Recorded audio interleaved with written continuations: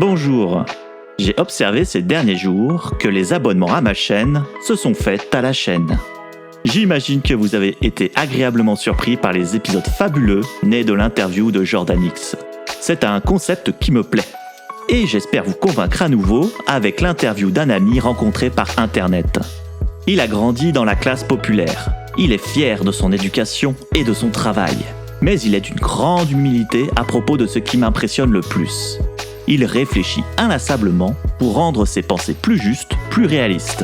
Il travaille sans relâche son esprit critique dans le but que ses interactions avec les autres soient les plus honnêtes et les plus bénéfiques possibles. Pour lui, le scepticisme scientifique est avant tout une discipline personnelle et il n'a pas vocation à provoquer l'étalage de sa science.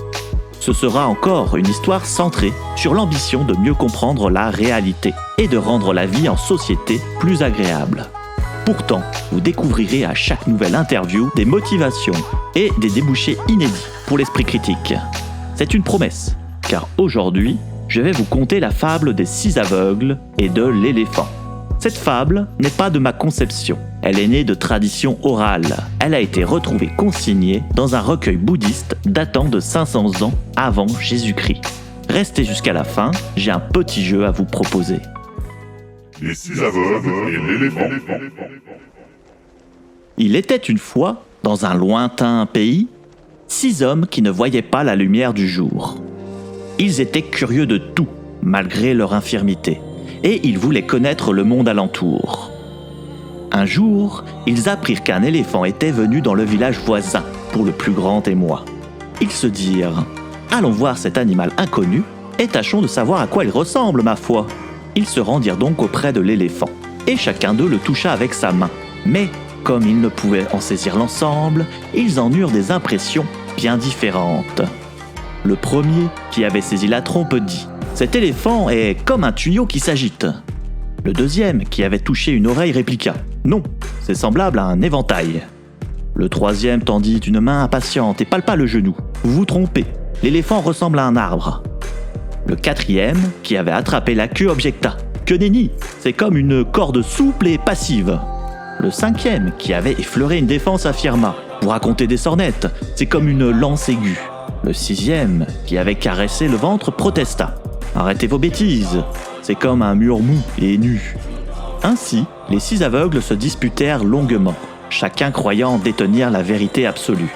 Ils ne s'aperçurent pas qu'ils étaient tous dans l'erreur et qu'ils ne connaissaient qu'une partie de la chose vue. Un sage, qui passait par là, les entendit se quereller. Il leur demanda ce qui les agitait tant. Ils lui expliquèrent qu'ils ne pouvaient se mettre d'accord sur la forme et la nature de l'éléphant. Le sage, avec un sourire, leur dit alors « Vous avez tous raison et tort à la fois. Si vous décrivez l'éléphant de façon si diverse, c'est parce que vous n'en avez touché qu'une partie. L'éléphant est un animal complexe et varié, qui possède tous les traits que vous avez cités. Mais pour le connaître vraiment, il faut le voir en entier, et ne pas se fier à vos sens limités. » Les 6 aveugles comprirent alors leur erreur, et remercièrent le sage de son enseignement. Ils se rendirent compte qu'ils avaient été trop orgueilleux, et qu'ils devaient être plus humbles et tolérants. Moralité : la vérité connue est souvent relative et subjective. Nous ne percevons qu'une partie de la réalité et nous devons respecter les points de vue des autres, qui peuvent être différents du nôtre.